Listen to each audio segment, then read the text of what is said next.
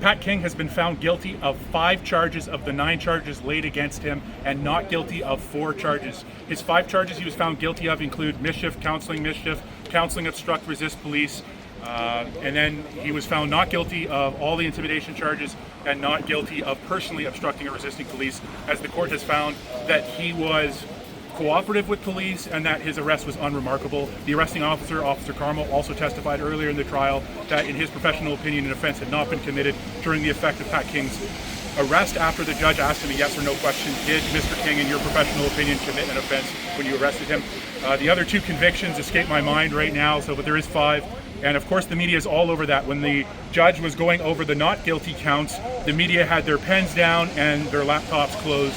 They weren't taking notes, they were looking at the fan, they were thinking about how to write the most salacious and basically sensational headline possible, not truth or objective. There was a CBC headline that was published that initially said, King found guilty of mischief, not guilty of intimidation. That headline was changed. It was changed. So from the objective truth to found guilty of most. Because we want the salacious content. We want to hate people to motivate, to whip up those feelings. And that's something the media has done this entire process from the very beginning of COVID, when they have engaged in acting as a PR firm for the media instead of doing their job as the Fifth Estate and asking questions. If the media had asked questions from the beginning, why are we doing these lockdowns? Why is this policy going to work? What is your evidence? If they had done their damn job and asked questions as the government of Canada, under the leadership and direction, malicious direction of Justin Trudeau, bifurcated our society, ripped families and social circles apart, made people lose their job through forcing these mandates upon the provinces, through threatening of withholding funds and so on, and sitting at the head of the premiers and getting that all across Canada and just ripping our society apart, as has been his legacy since he got in office. Group against group, everyone gets divided into their identity, and then everyone's fighting everyone. We're no longer Canadians. You can't be proud to be Canada. Our flag's at half-mast for over a year. No pride in our country, none of that. And continuing that mission, continuing that narrative, and not questioning the government whenever they said their facts about the lockdowns and the harms being done to our society, not doing the right thing, not doing their job, totally enabled this. Because if they didn't do that, the government would not have had the air and the cover they needed to do what they did. People would have woken up a lot sooner, a lot quicker, a lot more, and there would have been actual resistance to the things that were done to Canadians. Instead, we got the mess that we're in. But thankfully, the Freedom Convoy, the people in it, stood up, went to Ottawa, acted in peace, as the judge noted today. The judge noted this in court. You won't hear this in any of the mainstream media. They only care about whatever makes Justin Trudeau look good. But as the judge noted, no evidence in this trial that anybody from the Freedom Convoy, including Pat King, tried to intimidate anyone in any way. There may have been mischief committed, and for which there's convictions, but there was no attempt at intimidation to prevent someone from doing something they're lawfully entitled to do through use of intimidation, of threats of violence, of blocking roads. The government of Canada is not a person. There was a lot of legal reasons. In fact, I have the decision, folks. I have the decision from Justice Hackland of the Superior Court of Justice, the Ontario Superior Court. This is the decision here. This is what he read today about his verdict. This is it here, all right? This is the decision. It's thick.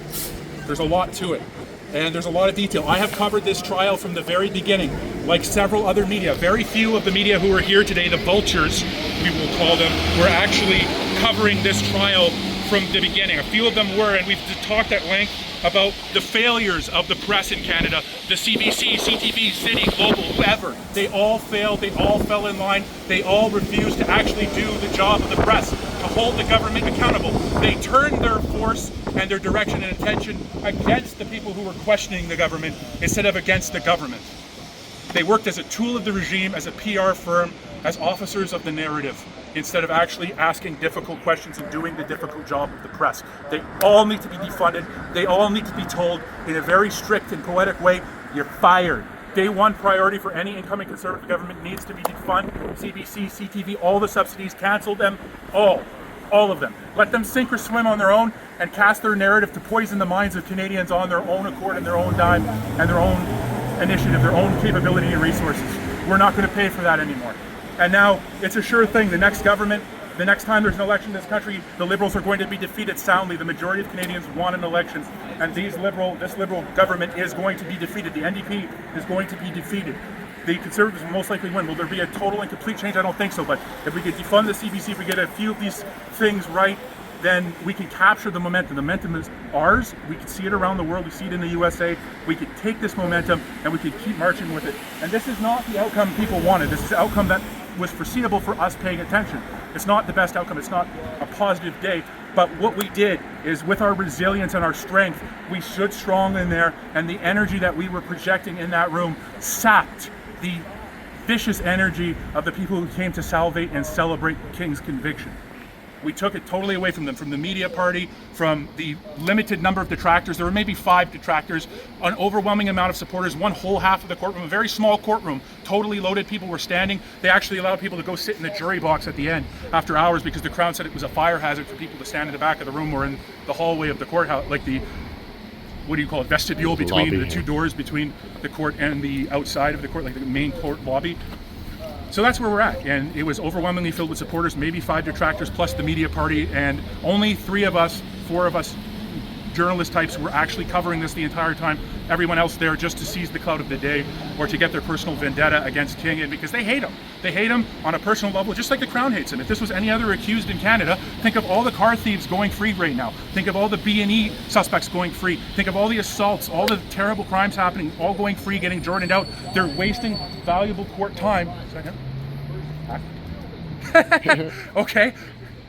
Well, we're not going to go up to him. But no, I know. Think of all the valuable court time that has been spent on this proceeding versus all the other crimes that are getting thrown out of court. If this was any other accused for damn mischief crimes, which by definition what happened to us when we left the courthouse was mischief, as they said, there's no minimum time for mischief, group mischief. You don't have to be a principal, you could be in a group mischief. That was group mischief when we came out of the courthouse, and the scrum of media serpents and vampires and vultures were there, trapping Pat King from moving on the sidewalk, literally for minutes at a time as we're screaming at them, move out of the way. They encircled us, Pat King, me, Chris, and other people, didn't let us move.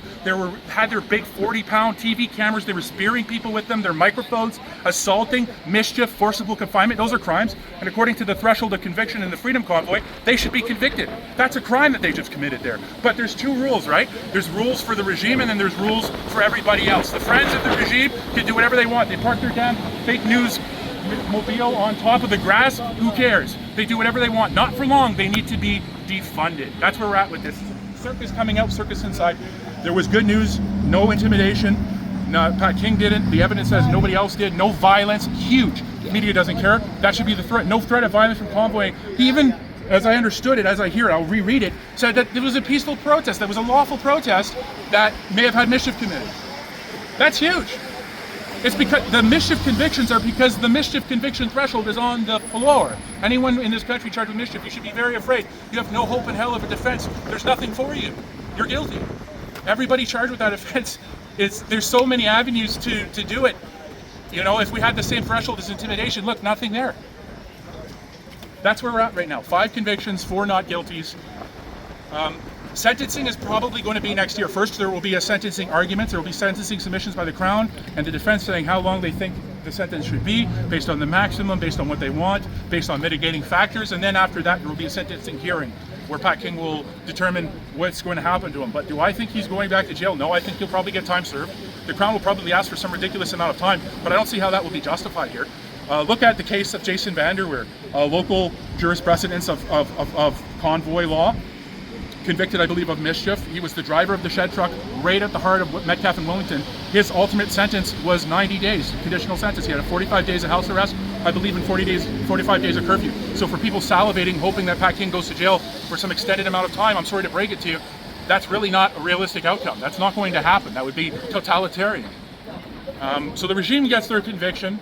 Pat, you know, his words, his boisterous behavior, he is his own worst enemy. A lot of his recordings doing this, no direct evidence against him that was presented by the court. The court noted that. The court was, nobody called Nicole Vach of the OPS to testify, who was the PLT officer assigned to Pat King. We never had that call.